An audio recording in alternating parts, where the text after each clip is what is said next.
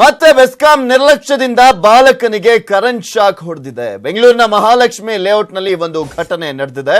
ಮಗನನ್ನ ರಕ್ಷಿಸಿದ್ದಾರೆ ಬಾಲಕನ ತಾಯಿ, ಅವರಿಗೂ ಕೂಡ ಕರೆಂಟ್ ಶಾಕ್ ಹೊಡೆದಿದೆ.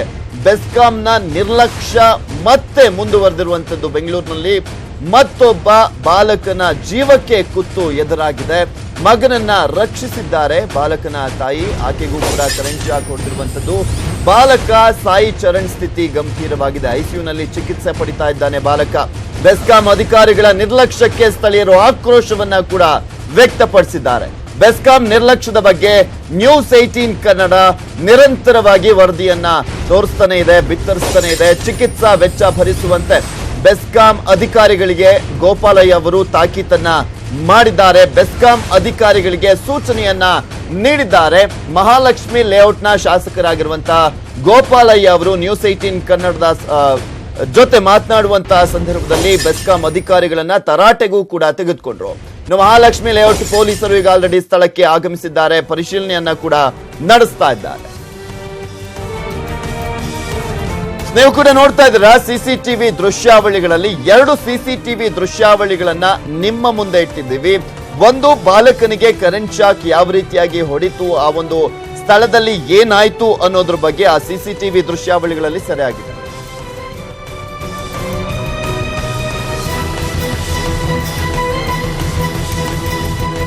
ಬಾಲಕ ಅಲ್ಲಿ ಯಾವ ರೀತಿಯಾಗಿ ಕರೆಂಟ್ ಶಾಕ್ಗೆ ಒಳಗಾಗಿದ್ದ, ಶಾಕ್ ಹೊಡಿತು ಅನ್ನೋದನ್ನ ತೋರಿಸ್ತಾ ಇದೀವಿ.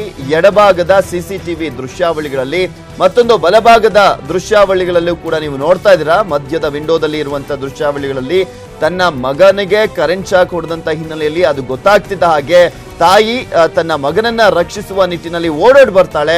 ಆಕೆಗೂ ಕೂಡ ಕರೆಂಟ್ ಶಾಕ್ ಹೊಡೆಯುತ್ತೆ. ಅದನ್ನು ಕೂಡ ಲೆಕ್ಕಿಸದೆ ಆಕೆ ತನ್ನ ಮಗನನ್ನ ಕಾಪಾಡಿರುವಂತದ್ದು. ಆ ಒಂದು ಸ್ಥಿತಿ ಹೇಗಿರಬೇಡ ನೀವು ಊಹಿಸ್ಕೊಳ್ಬಹುದು. ಯಾಕೆಂದ್ರೆ ಇಲ್ಲಿ ಬೆಸ್ಕಾಂ ನಿರ್ಲಕ್ಷ್ಯದಿಂದ ತನ್ನ ಮಗ ಆತನ ಜೀವಕ್ಕೆ ಕುತ್ತು ಎದುರಾಗಿರುತ್ತೆ, ಶಾಕ್ ಹೊಡೆದಿರುತ್ತೆ. ಸೊ ಆತ ಒಂದು ವೈರನ್ನ ಇಟ್ಕೊಂಡಿರ್ತಾನೆ, ಶಾಕ್ಗೆ ಒಳಗಾಗಿರ್ತಾನೆ. ನಂತರ ಆ ತಾಯಿ ಆತನನ್ನ ಉಳಿಸಿ ನಡುವೆ ಹೋರಾಟ ಮಾಡ್ತಾ ಇರುವಂತಹ ಬಾಲಕ ಸಾಯಿ ಚರಣ್ ಅವರ ತಂದೆ ಬಸವರಾಜ್ ನಮ್ಮ ಜೊತೆ ಇದ್ದಾರೆ. ಅವ್ರ ಹತ್ರ ಮಾತಾಡೋಣ. ಸೊ ಏನಾಯ್ತು ಸರ್ ಆಕ್ಚುಲ್ ಆಗಿ ನಿನ್ನೆ ಮಕ್ಕಳು ಅಲ್ಲಿ ಮನೆ ಹತ್ರ ಆಟ ಆಡ್ಬೇಕಾದ್ರೆ ಆ ರೋಡಲ್ಲಿ ಏನಾಯ್ತು, ಮನೆ ನಮ್ದು ರೈಟ್ ಸೈಡ್ ಇದೆ, ಎಲೆಕ್ಟ್ರಿಕ್ ಪೋಲ್ ಇದೆ. ಆ ಎಲೆಕ್ಟ್ರಿಕ್ ಪೋಲ್ ಹತ್ರ ಏನು ಮಾಡಿದ್ದಾರೆ, ವೈರ್ಗಳೆಲ್ಲ ಪೋಲ್ ಹತ್ರ ಎಲ್ಲ ಇದಾಗ್ತಾ ಇದೆ, ಎಲ್ಲ ಕೆಳಗಡೆ ಬಂದ್ಬಿಟ್ಟಿದೆ ವೈರೆಲ್ಲ. ಮಕ್ಕಳಿಗೆ ಮುಟ್ಟಿದ್ರೆ ಟಚ್ ಆಗುತ್ತೆ. ಹಂಗಾಗಿ ಅಲ್ಲಿ ಮಕ್ಳು ಆಟ ಆಡ್ಬೇಕಾದ್ರೆ ಬಾಲ್ ಹೋಗಿದೆ. ಅಲ್ಲಿ ಆ ಬಾಲ್ ಹೋಗಿದ್ರೆ ಅಲ್ಲಿ ಎಲ್ಲ ಮಕ್ಳು ಆಟ ಆಡಿದ್ರೆ ಬಾಲ್ ಹೋಗುತ್ತೆ ಇಟ್ಕೊಳ್ಳಿಕ್ಕೆ ಅಂತ ಹೋಗಿದ್ದಾರೆ. ಆ ಟೈಮಲ್ಲಿ ಕ್ಯಾಚ್ ಆಗಿದೆ. ಕರೆಂಟ್ ಹೊಡೆದಾಗ ನಮ್ಮ ಮನೆಯವರು ಹೋಗಿದ್ರೆ, ಮುಂಚೆ ನಮ್ಮ ಸ್ನೇಹಿತರೆಲ್ಲ ಹೋಗಿದ್ದಾರೆ, ಅವ್ರಿಗೂ ಸಹ ಕರೆಂಟ್ ಹೊಡೆದಿದೆ, ಎಲ್ಲ ಎಳೆದಿದ್ದಾರೆ. ಅವ್ರು ಹೋಗ್ಬಿಟ್ಟಿದ್ದಾರೆ, ವಾಪಸ್ ಇದು ಮಾಡೋಕ್ಕಾಗಿಲ್ಲ. ಆಮೇಲೆ ಏನು ಮಾಡಿದ್ದಾರೆ, ತಿರ್ಗಾ ನಮ್ಮ ಮನೆಯವ್ರು ಹೋಗಿ ಬಟ್ಟೆ ಹಿಡಿದು ಎಳೆದು ಅವನ್ನ ರಕ್ಷಿಸಿದ್ದಾರೆ. ಅವ್ರಿಗೂ ಹೊಡೆದಿದೆ, ನಮ್ಮ ಮನೆಯವ್ರಿಗೂ ಕರೆಂಟ್ ಹೊಡೆದಿದೆ. ಆಮೇಲೆ ತಿರ್ಗಾ ನಾವು ಬೆಸ್ಕಾಂನವ್ರಿಗೆಲ್ಲ ಏನು ಇದು ಮಾಡ್ರಿ, ಅವ್ರು ಯಾರು ರೆಸ್ಪಾನ್ಸಿಬಲ್ ಮಾಡಿಲ್ಲ, ಅವ್ರು ಯಾರು ಮಾನವೀಯತೆ ಮರ್ತಿದ್ದಾರೆ, ಯಾರು ಸಹ ನಮ್ಮ ನೋಡಿಲ್ಲ ಇಲ್ಲಿವರೆಗೂ. ನೀವೇ ಎಲ್ಲಿದ್ರಿ ಸರ್ ಈ ಘಟನೆ? ನಾನು ಈ ಘಟನೆ ಆದಾಗ ಜಸ್ಟ್ 1.5 ಕಿಲೋಮೀಟರ್ ದೂರದಲ್ಲಿದ್ದೆ. ನಾನು 1.5 ಕಿಲೋಮೀಟರ್ 2 ಕಿಲೋಮೀಟರ್ ದೂರದಲ್ಲಿದೆ. ಬಟ್ ನಾನು ಮಗನಿಗೆ ಆಗಿ ಅಲ್ಲಿ ಸ್ಥಳೀಯ ಹಾಸ್ಪಿಟ್ಲ್ ಸಂಜೀವಿನಿ ಹಾಸ್ಪಿಟ್ಲ್ ಹತ್ರ ಕರ್ಕೊಂಡು ಹೋದ್ಮೇಲೆ ನನ್ನ ವಿಷಯ ಬಂತು. ನಾನು ಇಮಿಡಿಯೇಟ್ ಆಗಿ ಹೋದೆ. ಅವ್ರು ಅಲ್ಲಿ ಹೋಗಿ ಅಲ್ಲೊಂದು 5 ನಿಮಿಷ ಇದ್ದೆ. ಅಷ್ಟೊತ್ತಿಗೆ ಅವ್ರು ಇಲ್ಲಿ ಆಗೋದಿಲ್ಲ, ಇಮಿಡಿಯೇಟ್ ಆಗಿ ನೀವು ಕೊಲಂಬಿಯಾ ಹಾಸ್ಪಿಟ್ಲಿಗೆ ಕರ್ಕೊಂಡೋಗಿ ಅಂತ ಹೇಳಿದ್ರು. ಅಲ್ಲಿಂದನೇ ನಾವು ಒಟ್ಟಿಗೆ ಇಲ್ಲಿ ಸೀದಾ ಬಂದು ಇಲ್ಲಿ ಬಂದ ಮೇಲೆ ಸ್ವಲ್ಪ ಇವಾಗ ಸುಮಾರು ಡಾಕ್ಟರ್ ಹೇಳೋದು ನಾವು ಹೇಳ್ತೀವಿ ಅಂತ ಇದ್ದಾರೆ. ಸೊ ನೀವು ನೋಡಿದಾಗ ಫಸ್ಟ್ ಮಗುನ ಈ ಆಕ್ಸಿಡೆಂಟ್ ಆದ ನಂತರ ಹೇಗಿತ್ತು ಕಂಡೀಷನ್? ಇಲ್ಲ, ಫಸ್ಟ್ ಕಂಡೀಷನ್ ಅವನಿಗೆ ಬಾಡಿ ಎಲ್ಲ ಶೇಕ್ ಆಗ್ತಾ ಇತ್ತು. ಕರೆಂಟ್ ಹೊಡೆದಾಗ ಮಕ್ಕಳಿಗೆ ಏನಾಗುತ್ತೆ, ಶಾಕ್ ಒಂಥರ ಇದಾಗುತ್ತಲ್ಲ, ಅವ್ರಿಗೆ ಭಯ ಬಿದ್ದಿರ್ತಾರೆ, ಮಕ್ಕಳಿಗೆ ಗೊತ್ತಾಗಿಲ್ಲ, ಅವನಿಗೆ ಸ್ವಲ್ಪ ಇದಾಗ್ತಾ ಇತ್ತು. ಹಂಗಾಗಿ ಅವನಿಗೆ ಇಲ್ಲಿ ಕರ್ಕೊಂಬರಕ್ಕೆ ಮುಂಚೆ ಬಾಡಿ ಎಲ್ಲ ಶೇಕ್ ಆಗ್ತಾ ಇತ್ತು ಅವನಿಗೆ. ಈಗ ಅಲ್ಲಿ ಕರ್ಕೊಂಬಂದು 2-3 ಅವರ್ಸ್ ಇಲ್ಲಿ ಅಡ್ಮಿಷನ್ ಆದ್ಮೇಲೆ ಅದೊಂದು ಕಂಟ್ರೋಲ್ ಆಗಿದೆ. ಮತ್ತೆ ಡಾಕ್ಟರ್ ಬೆಳಗ್ಗೆ ಮತ್ತೆ ಸಪ್ರೇಟ್ ಆಗಿ ತಿರ್ಗಿ ಅವನಿಗೆ ಹಾರ್ಟ್ ಸ್ಕ್ಯಾನಿಂಗ್ ಎಕ್ಸ್ರೇ ಏನೋ ತೆಗೆದಿದ್ದಾರಂತೆ. ಅದು ಏನೋ ಪ್ರಾಬ್ಲಮ್ ಇರುತ್ತೆ ಕರೆಂಟ್ ಹೊಡೆದು ಅಂತೇಳಿ. ಈಗೇನು ಅದರಲ್ಲಿ ಏನು ಪ್ರಾಬ್ಲಮ್ ಇಲ್ಲ ಅಂತೇಳಿ. ಇನ್ನೊಂದು ಮೇಯ್ನು ಇರೋದು ಈಗ ಅವನಿಗೆ ಬ್ರೈನು. ಅವನೊಂದು ಸ್ವಲ್ಪ ಆತಿದ್ದಂಗೆ ಸ್ವಲ್ಪ ಇದು ಮಾಡ್ತಾ ಇದ್ದಾನೆ. ಅದು ಯಾವುದೇ ಕಾರಣಕ್ಕೂ ಆದಷ್ಟು ಅವನಿಗೆ ಯಾರು ತೊಂದರೆ ಕೊಡೋದು ಬರೋದು ಬೇಡ ಅಲ್ಲಿ ಅಂತ ಹೇಳಿದ್ದಾರೆ. ಸೊ ಡಾಕ್ಟರ್ ಇವಾಗ ಇಲ್ಲಿ ಏನ್ ಹೇಳಿದ್ದಾರೆ, ಎಷ್ಟು ದಿನ ಆಸ್ಪತ್ರೆಯಲ್ಲಿ ಇರಬೇಕು, ಕಂಡೀಷನ್ ಹೇಗೆ ಅಂತ ಹೇಳಿದ್ದಾರೆ? ಅವರು 2-3 ದಿವಸ ಇರಬೇಕು ಅಂತ ಹೇಳಿದ್ದಾರೆ. ನಾನು ಅದು ಗ್ಯಾರಂಟಿಗಳು ಹೇಳ್ತೀವಿ ಡಾಕ್ಟ್ರು ಯಾವುದು ಅಂತ ಇದು ಮಾಡ್ತಿದ್ದಾರೆ. ನಾನು ಅದ್ರ ಬಗ್ಗೆ ಮತ್ತೆ ಸಂಜೆ ಹೇಳ್ತೀವಿ, ಬೆಳಗ್ಗೆ ಹೇಳ್ತೀವಿ ಅಂತ ಹೇಳ್ತಾ ಇದ್ದಾರೆ. ಆದರೂ ನಮ್ಮ ಸಾಯಿ ಚರಣ್ ಬೇಗ ಆರೋಗ್ಯವಾಗಿ ಗುಣಚೇತರಿಗೆ ಬರಲಿ ಅಂತ ನಾನು ಸಾಯಿಬಾಬಾ ಅವ್ರನ್ನ ಕೇಳ್ಕೊಂತ ಇದ್ದೀನಿ. ಸೊ ನೀವ್ ಏನ್ ಕೆಲಸ ಮಾಡ್ತೀರಾ ಸರ್? ಈ ಚಿಕಿತ್ಸೆ ವೆಚ್ಚ ಎಲ್ಲ ಹೆಂಗ್ ಹೊಂದಿಸ್ತಾ ಈ ಚಿಕಿತ್ಸೆ ವೆಚ್ಚ ಎಲ್ಲ ಇದು ನಾವು ನಮ್ಮ ಸ್ನೇಹಿತರುಗಳೆಲ್ಲ ಹೇಳಿದ್ದಾರೆ, ನಮ್ಮ ಶಾಸಕರಾದ ಗೋಪಾಲಯ್ಯನವರು ಹೇಳಿದೀವಿ, ಅವರು ಬರ್ತೀನಿ ಅಂತ ಹೇಳಿದಾರಂತೆ. ಆಮೇಲೆ ಬೇರೆ ನಮ್ಮ ಮಾಧ್ಯಮ ಮಿತ್ರರು ಮೇಯರ್ಗೆ ಅವರೆಲ್ಲ ಮಾತಾಡಿದೀನಿ ಅಂತ ಹೇಳಿದಾರೆ, ಅವ್ರು ನಾವೇ ಬರ್ಸ್ತೀವಿ ಅಂತ ಹೇಳಿದಾರಂತೆ. ನೋಡೋಣ, ಅವ್ರು ಬಂದು ನಮ್ಗೆ ನಮ್ದು ಡ್ರೈವಿಂಗ್ ಕೆಲಸ ಮಾಡ್ತಾ ಇದ್ದೀನಿ, ಅವ್ರೇನ ಬಂದು ನಮ್ಗೆ ಸಹಕರಿಸಿದ್ರೆ ಮತ್ತೆ ನೆಕ್ಸ್ಟ್ ಸಹಕರಿಸೋದು ದೊಡ್ಡದಲ್ಲ, ಇದು ಎಚ್ಚೆತ್ಕೊಂಡು ಹಿಂದೆ ಮುಂದೆ ಯಾವುದೇ ಮಕ್ಳಿಗೆ ಆಗೋದು ಬೇಡ. ಯಾಕಂದ್ರೆ ನಾನು ಒಬ್ಬನೇ ಮಗ ಸಾಯಿ ಚರಣ್ ಅಂತೇಳಿ, ತಂದೆ ತಾಯಿಗಳು ಮಕ್ಳುಗಳು ಏನಂತ ಅಟ್ಲೀಸ್ಟ್ ನನಗೆ ಬೇರೆ ಹುಷಾರಿಲ್ಲ, ಆಗಲೇ ನನಗೆ ನಿಂತ್ಕೊಳಕ್ಕಾಗ್ತಾ ಇಲ್ಲ. ಆದರೂ ನನಗೆ ನಮ್ಮ ಮನೆಯವ್ರು ಇಲ್ಲಿವರೆಗೂ ಒಂದು ಕಾಫಿ ಸಹ ಕುಡ್ದಿಲ್ಲ, ಅಷ್ಟು ನನಗೆ ತುಂಬಾನೇ ನನಗೆ ನೋವಾಗ್ತಾ ಇದೆ. ಆದಷ್ಟು ಬೇಗ ನಮ್ಮ ಸಾಯಿ ಚರಣ್ ಹುಷಾರಾಗಿ ಬರಲಿ ಅಂತ ನಾನು ದೇವ್ರನ್ನ ಕೇಳ್ಕೊಂತ ಇದ್ದೀನಿ. ಟ್ರೀಟಿಂಗ್ ಡಾಕ್ಟರ್ ಏನು ಅವರು ಏನಂತ ಹೇಳಿದ್ರು ಆರೋಗ್ಯದ ಬಗ್ಗೆ ಅಂತ? ಅದೇ ಆರೋಗ್ಯದ ಬಗ್ಗೆ ಅವ್ರು ಹೇಳಿದ್ದಾರೆ, ನಾವು ಆದಷ್ಟು ನಾವು ಟ್ರೈ ಮಾಡ್ತಾ ಇದೀವಿ, ನೀವೇನು ವರಿ ಮಾಡ್ಕೊಂಬಿಡಿ, ಏನು ಇಲ್ಲಿ ಎಲ್ಲ ಬರೋ ಪೇಷಂಟ್ಸ್ ಎಲ್ಲ ಒಳ್ಳೆ ಸಕ್ಸಸ್ ಇದಾಗಿದೆ, ಏನು ನೀವು ವರಿ ಮಾಡ್ಕೊಂಬಿಡಿ, ನಿಮ್ಮ ಮಗನ ಉಳಿಸ್ಕೊಡ್ತೀವಿ, ನಾವು ಯಾವುದೇ ಕಾರಣಕ್ಕೂ ಏನು ತೊಂದರೆ ಆಗದಿರಂಗೆ ಅಂತ ಹೇಳಿದ್ದಾರೆ. ನಾವು ಅವ್ರ ಮೇಲೆ ನಂಬಿಕೆ ವಿಶ್ವಾಸ ಇಟ್ಟಿದ್ದೀವಿ. ಹಾಗಾಗಿ ನಾವು ನನ್ನ ಮಗನಿಗೆ ಒಳ್ಳೆ ರೀತಿಯಲ್ಲೆಲ್ಲ ಇದಾಗಲಿ ಅಂತ ನಾನು ಅದನ್ನ ಕಾಯ್ತಾ ಇದ್ದೀನಿ ಆ ಕ್ಷಣನ.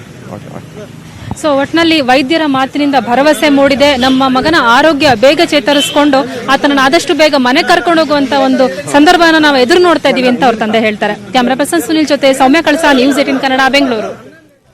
ನೋಡ್ತಾ ಇದೀವಿ, ನೋವಿನಲ್ಲೂ ಕೂಡ ಬಸವರಾಜ್ ಅವರು ಸಾಯಿ ಚರಣ್ ಅವರ ತಂದೆ ಮಾತನಾಡ್ತಾ ಹೇಳ್ತಾ ಇದ್ರು. ಅವರು ಹೇಳ್ತಾ ಹಾಗೆ ಇಲ್ಲಿ ಪರಿಹಾರ ಕೊಡೋದು ದೊಡ್ಡದಲ್ಲ, ಮುಂದೆ ಈ ರೀತಿಯಾಗಿ ಘಟನೆಗಳು ಆಗ್ಬಾರ್ದು ಅನ್ನುವ ನಿಟ್ಟಿನಲ್ಲಿ ಎಚ್ಚೆತ್ಕೊಳ್ಬೇಕು ಇವರು. ಯಾಕೆಂದ್ರೆ ಬೆಸ್ಕಾಂ ಅಧಿಕಾರಿಗಳಿಗೆ ಎಷ್ಟೇ ಫೋನ್ ಮಾಡಿದ್ರು ಕೂಡ ಅವರು ಗಡದ್ದಾಗಿ ನಿದ್ದೆ ಹೊಡೆಯೋದಕ್ಕೆ ಮಾತ್ರ ಲಾಯಕು ಅನ್ನೋ ರೀತಿಲೇ ಮಾತನಾಡಿದ್ರು.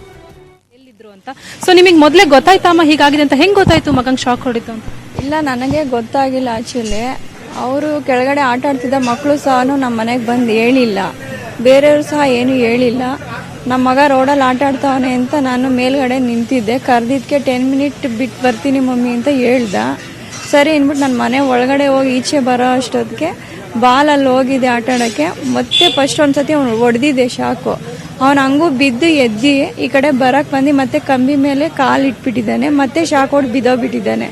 ನಮ್ಮ ಪಕ್ಕದ ಮನೆ ಅಂಕಲ್ಲು ನೋಡ್ಬಿಟ್ಟು ಯಾಕೋ ಹುಡುಗ ಬಿದ್ದೋಗೋನೆ ಅಂತ ಎತ್ತಕ್ಕೆ ಓಡ್ ಬಂದಿದ್ದಾರೆ.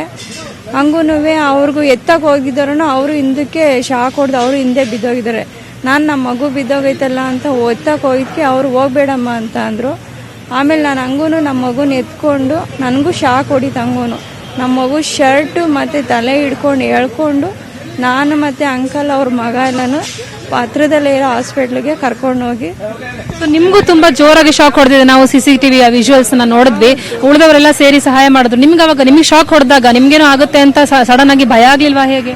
ನನಗೆ ಭಯ ಆಯ್ತಿಂದ ನನ್ನ ಮಗ ಬಿದ್ದೋಗ್ಬಿಟ್ಟವನಲ್ಲ ಅಂತ ಅಂದ್ಬಿಟ್ಟು ನಾನು ಶಾಕ್ ಹೊಡೆದಿದ್ದು ನಾನು ಲೆಕ್ಕಕ್ಕೆ ಇಡಲಿಲ್ಲ. ಮತ್ತು ನಾನು ಹೇಳ್ಕೊಂಡಿದ್ದಕ್ಕೆ ನಮ್ಮ ಪಕ್ಕದ ಮನೆ ಅಂಕಲ್ ಇದ್ದವರು ಅವರು ನನ್ನ ಮಗನ ಹಿಡ್ಕೊಂಡು ಹಂಗೆ ಎತ್ಕೊಂಡು ಅವ್ರ ಮಗ ಎಲ್ಲ ಹಾಸ್ಪಿಟ್ಲಿಗೆ ಹೋದ್ವಿ ಬೈಕ್ನಲ್ಲಿ. ಸೊ ನೀವು ನೋಡಿದಾಗ ನಿಮ್ಮ ಮಗನ ಪರಿಸ್ಥಿತಿ ಹೇಗಿತ್ತು? ಪಕ್ಕದಲ್ಲಿ ಮನೆ ಕಟ್ಟಕ್ಕೆ ಕಂಬಿ ಹಾಕಿದ್ರು, ಕಂಬಿ ಪಕ್ಕ ಸ್ವಲ್ಪ ಗ್ಯಾಪ್ ಪಕ್ಕ ಗೋಡೆ, ಗೋಡೆ ಮತ್ತು ಸಂದಿನಲ್ಲಿ ನನ್ನ ಮಗ ಬೋರ್ಲ್ ಹಾಕೊಂಡು ಬಿದ್ದೋಗ್ಬಿಟ್ಟಿದ್ದ. ಸರಿ, ನನಗೂ ಭಯ ಆಯಿತು, ಶಾಕ್ ಹೊಡೆದೈತೆ ಅಂತ ನನಗೆ ಗೊತ್ತಾಗಿಲ್ಲ. ಅದು ಎತ್ತಕ್ಕೆ ಹೋಗಿದ್ಕೆ ನನಗೆ ಗೊತ್ತಾಗಿದ್ದು. ಸೊ ಇವಾಗ ನೀವು ಫಸ್ಟ್ ಒಂದು ಬೇರೆ ಆಸ್ಪತ್ರೆ ಕರ್ಕೊಂಡು ಹೋದ್ರಿ, ಅಲ್ಲಿ ಆಗಲ್ಲ ಅಂತಂದ್ರು, ಆಮೇಲೆ ಕೊಲಂಬಿಯಾ ಏಷ್ಯಾ ಆಸ್ಪತ್ರೆ ಕರ್ಕೊಂಡು ಬಂದ್ರಿ. ಇಲ್ಲಿ ಬರೋತ್ತಿಗೆ ಹೇಗಿತ್ತು ಪರಿಸ್ಥಿತಿ ಅಂತ? ಅಲ್ಲಿ ಫಸ್ಟ್ ಏಡ್ ಮಾಡಿಸ್ಕೊಂಡು ಆಮೇಲೆ ನಾವು ಇಲ್ಲಿ ಕರ್ಕೊಂಡು ಬಂದ್ವಿ ನಮ್ಮ ಮಗುನ. ಇಲ್ಲೆಲ್ಲ ಟ್ರೀಟ್ಮೆಂಟು ಮಾಡಿ ಇನ್ನು 48 ಅವರ್ ಅಬ್ಸರ್ವೇಷನಲ್ಲಿ ಇಡಬೇಕು ಮಗುನ ಅಂತ ಹೇಳಿದ್ದಾರೆ ಡಾಕ್ಟ್ರು. ಸೊ ನೀವು ಮೊದಲು ಇಲ್ಲಿ ಕರ್ಕೊಂಡು ಬಂದಾಗ ಆಸ್ಪತ್ರೆಗೆ ಮಗುವಿನ ಪರಿಸ್ಥಿತಿ ಇದ್ದಿದ್ದಕ್ಕೂ ಇವಾಗ್ಲೂ ಏನಾದ್ರು ಚೇತರಿಕೆ ಆಗಿದೆಯಾ? ನೀವೇ ಇದ್ದೀರಾ ಜೊತೆನಲ್ಲೇ, ಏನಾದ್ರು ಇಂಪ್ರೂವ್ಮೆಂಟ್ಸ್ ಆಗಿದೆಯಾ? ಸ್ವಲ್ಪ ಪರವಾಗಿಲ್ಲ. ಅದಕ್ಕೆ ಇನ್ನು ಡಾಕ್ಟ್ರು 48 ಅವರ್ ಇಮಿಡಿಯೇಟಾಗಿ ಓವರ್ ಡೋಸ್ ಕೊಡೋಕ್ಕಾಗಲ್ಲ ಸಣ್ಣ ಮಗು ಅಂತ. ಅದಕ್ಕೆ ಇನ್ನು 48 ಅವರ್ ಅಬ್ಸರ್ವೇಷನಲ್ಲಿ ಇಟ್ಟು ನಾವು ಚಿಕಿತ್ಸೆ ಕೊಡ್ತಾ ಇದ್ದೀವಿ ಅಂತ ಹೇಳ್ತಾ ಇದ್ದಾರೆ. ಇನ್ನು 48 ಅವರ್ ಬಿಟ್ಟು ನೋಡಬೇಕು ನನ್ನ ಮಗು. ಸಾಯಿ ಚರಣ್ಗೆ ಪ್ರಜ್ಞೆ ಇದೆಯಾ? ನೋಡ್ತಾ ಇದ್ದಾನ ನಿಮ್ಮನ್ನ? ಹೇಗೆ? ಪರವಾಗಿಲ್ಲ ಅಂತ ಹೇಳ್ತಾ ಇದ್ದಾರೆ. ಅವನು ನಿದ್ದೆ ಮಾಡಬೇಕು, ಅವ್ನಿಗೆ ಇನ್ನೂ ಸ್ವಲ್ಪ ರೆಸ್ಟ್ ಬೇಕು ಅಂತ ಹೇಳ್ತಾ ಇದ್ದಾರೆ. ಇನ್ನೂ ನಾವು ಯಾವುದು ಹೇಳೋಕ್ಕಾಗಲ್ಲ ಅಂತ ಹೇಳ್ತಾ ಇದ್ದಾರೆ. ಸೊ ನಿಮ್ಮ ಮದುವೆ ಆಗಿ ಎಷ್ಟು ವರ್ಷ ಆದಮೇಲೆ ಹುಟ್ಟಿದ ಮಗು ಸಾಯಿ ಚರಣ್? ನಮ್ಮ ಮದುವೆ ಆಗಿ ನಮ್ಮ ಮಗು ಹುಟ್ಟಿದ್ದು 8 ವರ್ಷಕ್ಕೆ. ಈಗ ಅವನಿಗೆ 9 ವರ್ಷ ರನ್ನಿಂಗ್ ನಡೀತಾ ಇದೆ. 2nd ಸ್ಟ್ಯಾಂಡರ್ಡ್ ಓದ್ತಾ ಇದ್ದಾನೆ. ಇವಾಗ 2nd ಸ್ಟ್ಯಾಂಡರ್ಡ್ ಪಾಸ್ ಆಗಿ 3rd ಸ್ಟ್ಯಾಂಡರ್ಡ್ ಹೋಗಬೇಕು ಅಂತ ಇದರಲ್ಲಿ ಈ ಥರ ಆಗ್ಬಿಟ್ಟಿದ್ದೇನೆ ಸಡನ್ ಆಗಿ. ಸೊ ಡಾಕ್ಟರ್ ಏನ್ ಪರವಾಗಿಲ್ಲ ಗುಣ ಆಗ್ತಾನೆ ಅಂತ ಹೇಳಿದಾರ? ಗುಣ ಆಗ್ತಾನೆ ಅಂತ ಹೇಳಿದ್ದಾರೆ. 48 ಅವರ್ ಅಬ್ಸರ್ವೇಷನ್ ಅಲ್ಲಿ ಇಟ್ಟಿದ್ದಾರೆ ನನ್ನ ಮಗನ್ನ. ಸೊ ಒಟ್ನಲ್ಲಿ ವೈದ್ಯರು ಕೊಡುವಂತಹ ಚಿಕಿತ್ಸೆಗೆ ತನ್ನ ಮಗ ಸ್ಪಂದಿಸಿ ಆದಷ್ಟು ಬೇಗ ಗುಣಮುಖವಾಗಲಿ ಅಂತ ಈ ತಾಯಿ ಕಾಯ್ತಾ ಇದ್ದಾರೆ. ಕ್ಯಾಮರಾ ಪರ್ಸನ್ ಸುನಿಲ್ ಜೊತೆ ಸೌಮ್ಯ ಕಳಸ, ನ್ಯೂಸ್ 18 ಕನ್ನಡ, ಬೆಂಗಳೂರು. ಸೊ ಈಗಷ್ಟೇ ನೋಡಿದ್ವಿ ತಾಯಿಯ ಮಾತುಗಳನ್ನ, ಯಾವ ರೀತಿಯಾಗಿ ನೋವಿನಲ್ಲಿ ಮಾತನಾಡ್ತಾ ಇದ್ರು ಅಂತ. ಮದ್ವೆಯಾಗಿ 8 ವರ್ಷ ಆದ್ಮೇಲೆ ಮಗು ಆಯ್ತು, 9 ವರ್ಷ ಈಗ ಆತನಿಗೆ. ಆತರ ಅಂದ್ರೆ ಅಲ್ಲಿ ಕರೆಂಟ್ ಹೊಡೆದು ಬಿದ್ದಂತ ಸಂದರ್ಭದಲ್ಲಿ ಶಾಕ್ ಆಗಿತ್ತು, ಶಾಕ್ ಹೊಡೆದಿತ್ತು. ನಂತರ ಅಲ್ಲಿದ್ದಂತ ವ್ಯಕ್ತಿ ಕೂಡ ಹೇಳಿದ್ರು ಶಾಕ್ ಹೊಡೆಯುತ್ತೆ ಮುಟ್ಬೇಡಿ ಅಂತ. ಆದ್ರೂ ಕೂಡ ರಕ್ಷಣೆ ಮಾಡೋದಕ್ಕೆ, ಪ್ರಾಣದ ಹಂಗನ್ನ ತೊರೆದು ರಕ್ಷಣೆ ಮಾಡೋದಕ್ಕೆ ಹೋದ್ರು ತಾಯಿ. ತನ್ನ ಮಗನನ್ನ ಬದುಕುಳಿಸುವ ನಿಟ್ಟಿನಲ್ಲಿ ಈಗ ಆಲ್ರೆಡಿ ಆಸ್ಪತ್ರೆಗೆ ಅಡ್ಮಿಟ್ ಮಾಡಿ ವೈದ್ಯರು ಕೂಡ ಧೈರ್ಯವನ್ನ ತುಂಬಿದ್ದಾರಂತೆ. ಘಟನಾ ಸ್ಥಳದಿಂದ ನಮ್ಮ ಪ್ರತಿನಿಧಿ ಸೌಮ್ಯ ಕಳಸ ಪ್ರತ್ಯಕ್ಷ ವರದಿಯನ್ನ ಕೊಟ್ಟಿದ್ದಾರೆ, ಅದನ್ನು ಕೂಡ ನೋಡೋಣ. ಸುಮಾರು 7:10 ವೇಳೆಗೆ ನಡೆದಂತಹ ಒಂದು ಘಟನೆ. ನಾವೀಗ ಅದೇ ಒಂದು ಸ್ಥಳದಲ್ಲಿದ್ದೀವಿ. ನೀವು ನೋಡಬಹುದು ಇಡೀ ಒಂದು ಈ ವೈರ್ ಏನಿಲ್ಲಿ ಗುಂಪಾಗಿ ಬಿದ್ದಿದೆ, ನಿನ್ನೆ ಸಾಯಿ ಚರಣ್ಗೆ ಶಾಕ್ ಹೊಡೆದಂತಹ ವೈರ್ ಇದೆ. ಇದು ನೇರವಾಗಿ ಇಲ್ಲಿ ಪಕ್ಕದಲ್ಲೇ ಇರುವಂತಹ ಒಂದು ಕಂಬಕ್ಕೆ ತಗಲಿತ್ತು. ಆ ಕಂಬದಿಂದ ಪಕ್ಕ ಕನ್ಸ್ಟ್ರಕ್ಷನ್ ಆಗ್ತಾ ಇರುವಂತಹ ಈ ಒಂದು ಬಿಲ್ಡಿಂಗಿಗೆ ಒಂದು ವೈರ್ ಕನೆಕ್ಷನ್ ಡಿಸ್ಕನೆಕ್ಟ್ ಮಾಡುವಂತ ಸಂದರ್ಭದಲ್ಲಿ ಈ ವೈರ್ನ ಅರ್ಧಂಬರ್ಧ ಅಲ್ಲೇ ಬಿಟ್ಟಿದ್ರು. ಹಾಗೆ ಬಿಟ್ಟಿದಂತ ವೈರ್ ನೇರವಾಗಿ ನೆಲದ ಮೇಲೆ ಇತ್ತು. ಬಾಲ್ ತಗೊಂಡು ಆಟ ಆಡ್ತಾ ಇದ್ದಂತಹ ಮಕ್ಕಳ ಗುಂಪಿನಲ್ಲಿ ಸಾಯಿ ಚರಣ್ ಕೂಡ ಇದ್ದ. ಆತನ ಬಾಲ್ ಹೋಗಿ ಒಂದ್ ಕಡೆ ಸಿಕ್ಕಾಕೊಂಡಾಗ ಆ ಬಾಲ್ ನ ತಗೊಳಕ್ಕೆ ಹೋದಂತಹ ಸಂದರ್ಭದಲ್ಲಿ ಆತನಿಗೆ ಶಾಕ್ ಹೊಡಿತು. ಆದ್ರೆ ಅವನಿಗೆ ಶಾಕ್ ಹೊಡೆದಂತ ಸಂದರ್ಭದಲ್ಲಿ ಅವನಿಗೇನು ಹೇಳೋದಕ್ಕೆ ಸಾಧ್ಯ ಆಗಲಿಲ್ಲ. ನಿರಂತರವಾಗಿ ಶಾಕ್ ಹೊಡಿತಾ ಇದ್ರಿಂದ ಸುತ್ತಮುತ್ತ ಆಟ ಆಡ್ತಾ ಇದ್ದಂತಹ ಬೇರೆ ಮಕ್ಕಳು ಕೂಡ ಹೋಗಿ ಅವನನ್ನ ಎಳೆಯುವಂತ ಪ್ರಯತ್ನ ಮಾಡಿದ್ರು. ಅವರಿಗೂ ಶಾಕ್ ಹೊಡೆದ್ರಿಂದ ಅವರು ಗಾಬರಿ ಆದ್ರು. ಗಾಬರಿ ಆದ ನಂತರ ಎಲ್ಲರೂ ಕೂಡ ಟ್ರೈ ಮಾಡಿದ್ದಾರೆ ಅವನ್ನ ಬಚಾವ್ ಮಾಡೋದಿಕ್ಕೆ. ಕೊನೆಗೆ ಅವನ ತಾಯಿ, ಸಾಯಿ ಚರಣ್ನ ತಾಯಿಯೇ ಬಂದು ಆಕೆಗೂ ಕೂಡ ಶಾಕ್ ಹೊಡೆದ್ರು ಕೂಡ ತುಂಬಾ ಬಲವಾಗಿ ಮಗನನ್ನ ಎಳೆದು ಈ ಕಡೆ ಅವರು ತಂದಿದ್ದಾರೆ. ನೋಡಿ, ನೀವು ನೋಡಬಹುದು ಎಲ್ಲ ಕಡೆ ಮೆಟಲ್ ರಾಡ್ಸ್ ನ ಕೂಡ ಹಾಕಿದ್ದಾರೆ. ಈ ವೈರ್ ನೇರವಾಗಿ ರಸ್ತೆ ಮೇಲೆ ಬಿದ್ದಿರೋದು. ಅಲ್ಲಿಂದ ಮಗು ಆ ಕಡೆಯಿಂದ ಬಾಲ್ ಎತ್ಕೊಂಡ್ ಬರಕ್ ಹೋಗಿದೆ. ಈ ಒಂದು ಲೈಟ್ ಕಂಬನ ನೋಡಿದ್ರೆ ನಿಮಗೆ ಗೊತ್ತಾಗುತ್ತೆ, ಎಲ್ಲಾ ವೈರ್ಸ್ ಕೂಡ ನೆಲದ ಮಟ್ಟದಲ್ಲೇ ಇದೆ. ಯಾವುದೇ ಕಾರಣಕ್ಕೂ ಒಂದು ಲೈಟ್ ಕಂಬ ಇದ್ದಾಗ ಅದರಲ್ಲಿ ಒಂದು ಲೈವ್ ವೈರ್ಸ್ ಇದೆ ಅನ್ನೋತ್ತಿಗೆ ಅದು ನಿರ್ದಿಷ್ಟವಾಗಿ ಒಂದಷ್ಟು ಹೈಟ್ ನ ನಂತರ ಇರಬೇಕು. ಬೇರೆ ಕಡೆ ಎಲ್ಲ ಅದೇ ರೀತಿನೇ ಮಾಡ್ತಾರೆ. ಆದ್ರೆ ಈ ರೀತಿ ಈ ಒಂದು ವೈರ್ ಸುಮಾರು ವರ್ಷಗಳಿಂದ ಈ ರೀತಿ ಇದೆ ಅಂತ ಗೊತ್ತಿದ್ರು ಇಲ್ಲಿನ ಜನ ಅದೆಷ್ಟೇ ಸಲ ಕಂಪ್ಲೇಂಟ್ ಮಾಡಿದ್ರು ಕೂಡ ಬೆಸ್ಕಾಂನವರು ಅದೆಷ್ಟು ನಿರ್ಲಕ್ಷ್ಯದ ಒಂದು ಉತ್ತರವನ್ನ ಕೊಟ್ಟಿದ್ದಾರೆ ಅಂತ ಹೇಳಿದ್ರೆ, ನೀವೇ ಜನ ಎಲ್ಲ ಸೇರಿ ದುಡ್ಡು ಒಟ್ಟು ಮಾಡಿ ಕೊಡಿ, ಅವಾಗ ನಾವು ಈ ಕಂಬದ ಹೈಟ್ ಅನ್ನ ಜಾಸ್ತಿ ಮಾಡ್ತೀವಿ ಅಂತ ಹೇಳಿದ್ರಂತೆ. ಇದು ಅವರ ಕೆಲಸ, ಬೆಸ್ಕಾಂನವರ ಕೆಲಸ, ಜನರ ಸುರಕ್ಷತೆ ಜೊತೆಗೆ ವಿದ್ಯುತ್ ಸಂಪರ್ಕ ಸರಿಯಾಗಿ ಕೊಡುವಂತದ್ದು.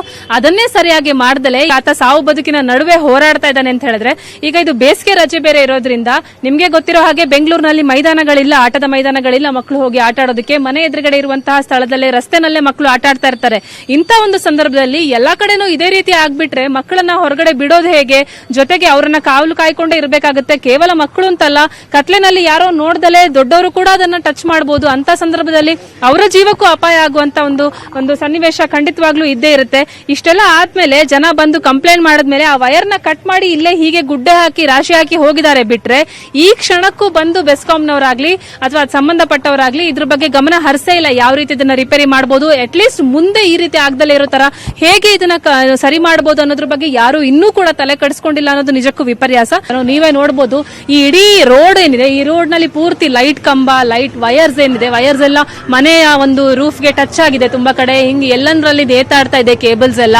ಸೊ ಈ ರೀತಿ ಇರುವಾಗ ಕೇವಲ ನೆಲಮಹಡಿ ಮಾತ್ರ ಅಲ್ಲ, ಫಸ್ಟ್ ಫ್ಲೋರ್ ಅಲ್ಲಿ ಕೂಡ ಇರುತ್ತೆ. ಇಂಥ ಸಂದರ್ಭದಲ್ಲಿ ಡೇಂಜರ್ ಅನ್ನೋದು ಇಲ್ಲಿ ತುಂಬಾ ಜಾಸ್ತಿನೇ ಇದೆ ಅನ್ನೋದನ್ನ ನಾವಿಲ್ಲಿ ಗಮನಿಸಬಹುದು. ಸದ್ಯಕ್ಕಂತೂ ಸಾಯಿ ಚರಣ್ ಸಾವು ಬದುಕಿನ ನಡುವೆ ಹೋರಾಡ್ತಾ ಇದ್ದಾನೆ. ಆತ ಬೇಗ ಗುಣಮುಖ ಆಗ್ಲಿ ಅಂತ ಕಾಯೋದ್ರ ಜೊತೆನಲ್ಲಿ ಮುಂದೆ ಈ ರೀತಿ ಅವಘಡ ಆಗದಲೇ ಇರಲಿ ಅನ್ನುವಂತಹ ಒಂದು ಆತಂಕ ಅಂತೂ ಇಲ್ಲಿನ ಜನರಲ್ಲಿ ಇದೆ. ಮಹಾಲಕ್ಷ್ಮಿ ಲೇಔಟ್ ನಲ್ಲಿ ಕೆಳಮಟ್ಟದಲ್ಲೇ ಇವೆ ವಿದ್ಯುತ್ ತಂತಿಗಳು. ಬೆಸ್ಕಾಂಗೆ ಅನೇಕ ಬಾರಿ ದೂರನ್ನ ಕೊಟ್ಟಿದ್ದಾರೆ ಸ್ಥಳೀಯರು. ಆದ್ರೂ ಕೂಡ ಬೆಸ್ಕಾಂ ಅಧಿಕಾರಿಗಳ ನಿರ್ಲಕ್ಷ್ಯ ಇಲ್ಲಿ ಇರುವಂತದ್ದು. ಸೊ ಹೀಗಾಗಿ ಸ್ಥಳೀಯರು ಆಕ್ರೋಶವನ್ನ ವ್ಯಕ್ತಪಡಿಸ್ತಾ ಇದ್ದಾರೆ. ಇನ್ನು ಎಷ್ಟಾಗಬೇಕು ಈ ರೀತಿಯಾದಂತ ಪ್ರಕರಣಗಳು ಅಂತ ತಮ್ಮ ಅಸಮಾಧಾನವನ್ನ ವ್ಯಕ್ತಪಡಿಸ್ತಾ ಇದ್ದಾರೆ. ನೀವೇ ದುಡ್ಡು ಕೊಡಿ, ಕಂಬ ಎತ್ತರಿಸ್ತೇವೆ, ದೂರು ಕೊಟ್ಟಿದ್ದಕ್ಕೆ ಈ ರೀತಿಯಾಗಿ ಹೇಳಿದ್ದಾರೆ ಬೆಸ್ಕಾಂ ಅಧಿಕಾರಿಗಳು. ಬೆಸ್ಕಾಂ ಅಧಿಕಾರಿಗಳ ವಿರುದ್ಧ ಈಗ ಸ್ಥಳೀಯರು ಆಕ್ರೋಶವನ್ನ ವ್ಯಕ್ತಪಡಿಸ್ತಾ ಇದ್ದಾರೆ. ಯಾವ ರೀತಿಯಾಗಿ ಆಕ್ರೋಶ ವ್ಯಕ್ತಪಡಿಸಿದ್ದಾರೆ, ಏನ್ ಹೇಳಿದ್ರು ಸ್ಥಳೀಯರು ಅನ್ನೋದನ್ನ ಕೂಡ ತೋರಿಸ್ತೀವಿ. ಬೆಸ್ಕಾಂ ವಿರುದ್ಧ ಸ್ಥಳೀಯರು ಆಕ್ರೋಶವನ್ನ ವ್ಯಕ್ತಪಡಿಸಿದ್ದಾರೆ. ಏನಂತ ಮಾತನಾಡಿದ್ದಾರೆ ಅಂತ ನೋಡೋಣ. ತಗೊಂಡ್ನಲ್ಲಿ ಹೋಗ್ರೆ ಕರೆಂಟ್ ನಾನು ನೋಡ್ದ, ನಾನು ಎಲ್ಲಿ ಹೇಳ್ತಿದ್ದೀನಿ ಹೋಗ್ಬೇಡ ಅಂತ. ಅವ್ನು ಯಾರು ಮಾಡ್ತಿದ್ದಾನೆ, ಆಮೇಲೆ ಅವನು ಅಲ್ಲಿ ಮಾಡ್ತಿದ್ದಾನೆ. ಆಮೇಲೆ ಅವನು ಹೋಗ್ದ, ಶಾಕ್ ಹೊಡ್ದ. ಆಮೇಲೆ ನಾನು ಅಲ್ಲೇ ನಿಂತು ಆಮೇಲೆ ಹೇಳ್ದ ನಾನು ಹೋಗ್ಬೇಡ ಅಂತ. ಆಮೇಲೆ ಕರೆಂಟ್ ಇದೆ ಅಂದರೆ ಅವನು ಯಾರ ಮಾತು ಕೇಳಿಲ್ಲ. ಯಾರು ಬಂದಿಲ್ಲ ಮೇಡಮ್. ಚಂದ್ರಣ್ಣ ಅನ್ನೋರು ಪಾಪ ದೇವ್ರ ತರ ಬಂದು ಆ ಮಗುಗೆ ಇದ್ ಮಾಡಿದ್ರು. ಆಮೇಲೆ ಯಾರು ಇಲ್ಲಿ ಏನು ರೆಸ್ಪಾಂಡ್ ಮಾಡಿಲ್ಲ. ಆ ಡಾಕ್ಟರ್ ಅಂತೆ, ಆ ಡಾಕ್ಟರ್ಗೆ ಏನ್ ಸರ್ಟಿಫಿಕೇಟ್ ಯಾರು ಕೊಟ್ಟಿದಾರೋ ಗೊತ್ತಿಲ್ಲ. ಆ ಡಾಕ್ಟರ್ ಅನ್ನೋರು ಬಂದು ನಿಂತ್ಕೊಂಡು ಏನು ಈ ಮಗು ಉಳಿಯಲ್ಲ ಬಿಡಿ, ಯಾರು ಹೋಗ್ಬೇಡಿ ಮುಂದೆ ಅಂತ ಹೇಳಿದ್ರಂತೆ. ಅವ್ರು ಕರೆಂಟ್ ಹೊಡೆದು 3 ಅಡಿ ಹಿಂದಕ್ಕೆ ಬಂದ್ರು. ನಾನು ಬರೋ ಅಷ್ಟೊತ್ತಿಗೆ ಅವರು ಮುಟ್ಬೇಡ ಕಣ ಕರೆಂಟ್ ಇದೆ ಅಂತ ಎಲ್ಲರಿಗೂ ಹೇಳ್ಬಿಟ್ಟು ಅಷ್ಟಲ್ಲಿ ನಾವು ಏನೋ ಐಟಮ್ ಹುಡುಕ್ತಾ ಇದೀವಿ, ಮರ ಏನು ಸಿಕ್ಕಿಲ್ಲ ನಮ್ಮ ಕೈಗೆ ಆ ಟೈಮಲ್ಲಿ ಗಾಬರಿಯಲ್ಲಿ. ಕೊನೆಗೆ ಅವ್ರ ತಾಯಿಗೆ ವಿಷಯ ಮುಟ್ಟಿದ ತಕ್ಷಣ ಅವರು ಫ್ರಾಕ್ಷನ್ ಆಫ್ ಸೆಕೆಂಡಲ್ಲಿ ಓಡ್ ಬಂದು ಮಗುನ ಕಾಲು ಹಿಡಿದು ಹೇಳೋದು. ಅವ್ರನ್ನ 4 ಜನ ಹಿಡ್ಕೊಂಡು ಮಗುನ ಎತ್ಕೊಂಡು